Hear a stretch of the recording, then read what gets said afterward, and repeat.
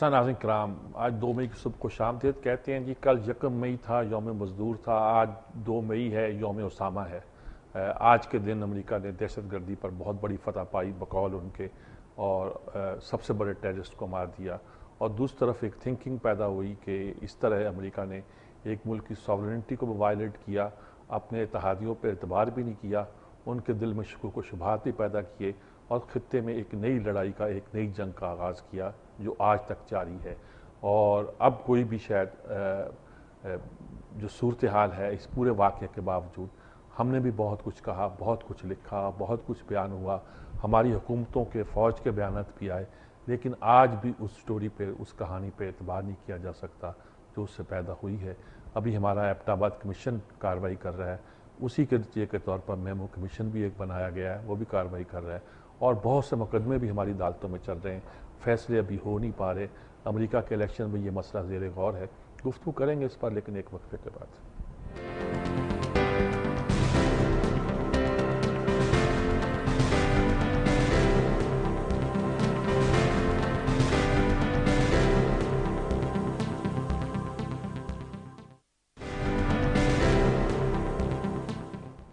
جی ناظرین کرام، آج ایک بڑی دلچسپ خبر آئی ہے۔ قصہ یہ ہے کہ جو 7 رکنی بینچ نے فیصلہ دیا ہے اور توہین عدالت کا مرتکب قرار دیا ہے وزیر اعظم کو، تو وزیر اعظم اب اپیل کرنا چاہتے ہیں۔ اپیل کرنے کے لیے 7 سے زیادہ ججوں کی ضرورت ہوگی، کم از کم 8 جج ہوں گے، اور وہ جج وہ ہونے چاہیے جو اس پینل میں شامل نہ ہو۔ اب کچھ اطلاعات آ رہی ہیں، چیف جسٹس صاحب نے یہ کہا ہے کہ 3 جج اس میں بیٹھنے کے لیے تیار نہیں ہیں، اور ایک جج ویسے ہی نہیں ہے۔ سپریم کورٹ میں 17 کے بجائے 16 جج ہے، اور 3 بیٹھنے کے لیے تیار نہیں ہیں، تو 4 ہو گئے۔ تو 4 ججوں کے نہ ہونے کی وجہ سے اس بات کا خیال ہے کہ یہ اپیل صرف ہمارے پاس 6 جج ہیں، اور 7 ججوں کے خلاف 6 جج اپیل نہیں سن سکتے۔ ان کے خیال میں 9 رکنی بینچ بننا چاہیے، اور انہوں نے کہا کہ ہم اس کے لیے ایک جس سے کہتے ہیں کہ ایڈیشنل جج، جو کہ ایک طرح کا عارضی جج ہوتا ہے اور اس کا مستقل ہونا ہوتا ہے، اور 2 ایڈ ہاک جج لیں گے۔ ایڈ ہاک جج کوئی بھی ہو سکتا ہے، ریٹائرڈ بھی ہو سکتا ہے آدمی، اور کوئی بھی لیا جا سکتا ہے۔ اور انہوں نے کہا کہ آئین میں اس کا جواب موجود ہے، وہ جواب یہی ہے کہ ہم 3 جج لیں گے۔ انہوں نے جوڈیشل کونسل کا اجلاس طلب کر لیا ہے جس میں سفارش کی جائے گی۔ ان ججز کے نام بھی آئے ہیں جن کے بارے میں سفارش کی جا سکتی ہے۔ مستقل جج کے لیے عمر عطا کا نام آ رہا ہے، جسٹس عمر عطا کا، اور وہ جو روٹین میں اب سینئر موسٹ ہیں وہی آئیں گے۔ اس کے بعد 2 ججز کا نام شاہد حسن صدیقی صاحب جو ریٹائر ہو چکے ہیں، اور وہ ایک طرح سے جو پی سی او پر حرف نہ لینے پر نکالے جا چکے سے دوبارہ آئے تھے، ایک وہ آئیں گے، اور ایک نام غالباً جو اور لیا جا رہا غلام ربانی کا ہے۔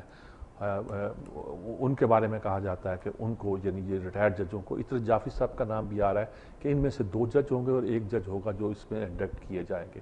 جن لوگوں نے انکار کیا ہے، چیف جسٹس نے کہا میں ان کا نام نہیں بتاؤں گا، لیکن لوگوں کا اندازہ ہے کہ یہ جو انکار کر سکتے ہیں۔ صدق حسین جیلانی ہیں جو پہلے کہہ چکے تھے کہ وزیر اعظم سے میری رشتہ داری ہے، اور چونکہ رشتہ داری ہے اس لیے میں یہ مقدمہ نہیں سن سکتا، اور انہوں نے اس بینچ میں بیٹھنے سے پہلے بھی جو ہوا تھا معذرت کی تھی جو اپیل سن رہا تھا یہ بینچ۔ اب دوسرے جج شاکر اللہ جان صاحب ہیں، وہ الیکٹنگ چیف الیکشن کمشنر ہیں، اور وہ نہیں چاہتے کہ مقدمہ ان کے پاس جب اگر ایز الیکشن کمشنر بھی آئے تو وہ فیصلے میں بھی شامل ہوں، یہ غلط بات ہوگی۔ اور تیسرے ثاقب نثار صاحب کے بارے میں کہا جا سکتا ہے کہ وہ لا سیکرٹری تھے اس وقت جب یہ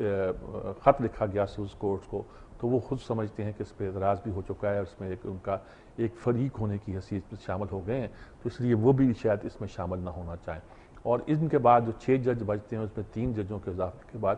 اب ٹیکنیکل بات کیا ہے کہ اگر اپیل کرنا چاہتے ہیں تو وہ اگر جج کے بینچ پورا نہ کرے، لیت و لال سے کام لیں ہمارے صدر صاحب، اس کو ڈیلے کریں، ڈیلنگ ٹیکٹکس ہوتے ہی ہیں، اور بات کو لمبی کیا جائے تو پھر کیا صورتحال پیدا ہوگی؟ پھر صورتحال پیدا ہوگی، ماہرین یہ کہتے ہیں کہ شاید انہیں یہ جلدی کرنا پڑے، اس لیے جلدی کرنا پڑے کہ اپیل اور فیصلے کو سسپینڈ کرنے کا اختیار جو ہے وہ صرف اور اس لارجر بینچ کو ہے۔ اگر وہ اپیل نہیں ہوتی اور اپیل سسپینڈ نہیں ہوتی تو سزا باقی رہتی ہے، اور اگر سزا باقی رہتی ہے تو پھر معاملے کو آگے بڑھانا پڑے گا، تیز کرنا پڑے گا، آگے لے کے جانا پڑے گا۔ یہ ایک صورتحال جو لوگوں کا خیال تھا کہ آئین کے تحت اس کا کوئی علاج نہیں ہے، سپریم کورٹ کے چیف جسٹس افتخار چودھری صاحب نے سبی میں بات کرتے ہوئے اس کا بھی ایک علاج بتا دیا ہے کہ یہ طریقہ ہو سکتا ہے اس مسئلے کو حل کرنے کا۔ دوسرا جی کل یوم مئی تھا، وزیر اعظم بھی تقریریں کر رہے ہیں، وہ سیاسی باتیں بھی کرتے ہیں، لیکن ایک انہوں نے کہا کہ مزدوروں کی تنخواہ جو ہے وہ 9,000 کر دی جائے گی، کم از کم 8,000 کر دی جائے گی، بھائی 7,000 ہے نا تو 8,000 کر دی جائے گی، اعلان کر دیا انہوں نے۔ اور پینشن میں بھی پتہ نہیں 30% کے 20% کا اضافہ کر دیا جائے گا۔ میں نے 30% سنا تھا، ایک جگہ سے 20% بھی چھپا ہوا ہے، یہ اضافہ کر دیا جائے گا، اور موت اور شادی پر جو دیا جاتا ہے الاؤنس وغیرہ وہ بھی دیا جائے گا۔ انہوں نے تنخواہ 8,000 کی، ادھر سے شہباز شریف نے 9,000 کر دی کہ پنجاب میں جو مزدور کام کرے گا اس کی کم از کم تنخواہ 9,000 ہوگی، اور یعنی کہ سرکاری دفتروں میں بھی، ہر جگہ بھی، باہر بھی، کارخانوں میں بھی تنخواہیں کم از کم 9,000 کر دی جائیں گی۔ نہلے پہ دہلا نواز شریف نے کہا کہ جی 9,000، اب 10,000 بھی کم ہے، اور بہت اچھا کیا انہوں نے، بڑھا دی، 9,000 کر دی، 10,000 بھی کم ہے، اور ویسے تو 20,000 بھی ہو تو عام آدمی کا بجٹ نہیں چلتا، درست بات ہے، لیکن گویا اب اکانومی اس طرح بن گئی ہے کہ گھر کا پورا نظام چلانے کے لیے ایک فرد کافی نہیں ہے، اب گھر کے زیادہ افراد کو کام کرنا پڑے گا۔ وہ کہتے ہیں نا بجٹ بنا کے دکھاؤ، تو اب کمپلشن یہ آ رہی ہے کہ گھر کے زیادہ افراد کام کریں، میاں بیوی کریں یا بچے کام کریں یا کچھ اور لوگ بھی کام کریں، لیکن اس کے نتیجے کے طور پر دوسری بات آتی ہے کہ نوکریاں کہاں ہیں، اور تیسری بات یہ آتی ہے کہ اگر کام کرنے کا مطلب اس طرح لیا جائے گا اور بچے بھی کام میں لگ جائیں گے، چائلڈ لیبر جس کو ہم کہہ رہے ہیں، تو کیا وہ تعلیم چھوڑ دیں گے؟ اچھا،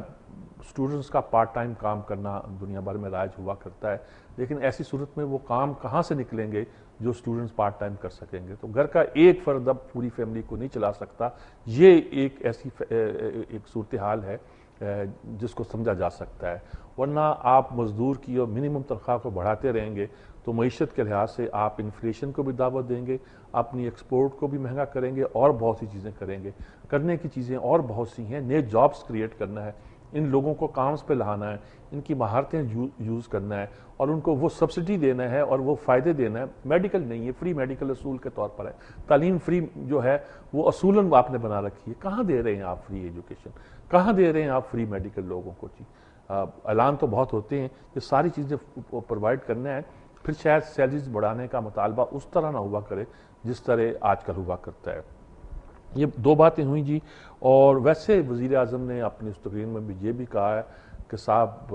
یہ جو اگر لانگ مارچ کیا پنجاب حکومت نے تو یہ بغاوت ہوگی، یعنی کہ آپ جو کچھ فرما رہے ہیں چیف جسٹس کی بات کو مانے نہ مانے، عدالت کے مقابلے میں عدالت لگانے کا اعلان کریں اور کہیں کہ میں اس عدالت کے حکم کو نہیں مانتا، میں اس عدالت کے حکم کو مانتا ہوں، اور جو بھی آپ چاہے کہتے رہیں، وہ تو سب ٹھیک ہے، قانون کے اندر ہے، آئین کے اندر ہے، لیکن اگر کوئی لانگ مارچ اپنے حقوق لے کے نکلے تو یہ بغاوت ہوگی جی۔ تو بغاوت کہہ کے وہ ڈرانا چاہتے ہیں، لیکن یا اس سے ڈرایا جا سکتا ہے یا اس سے کوئی اس ٹیمپو کو توڑا جا سکتا ہے جو اس سے پیدا ہونے والا ہے اور پیدا ہو سکتا ہے جی۔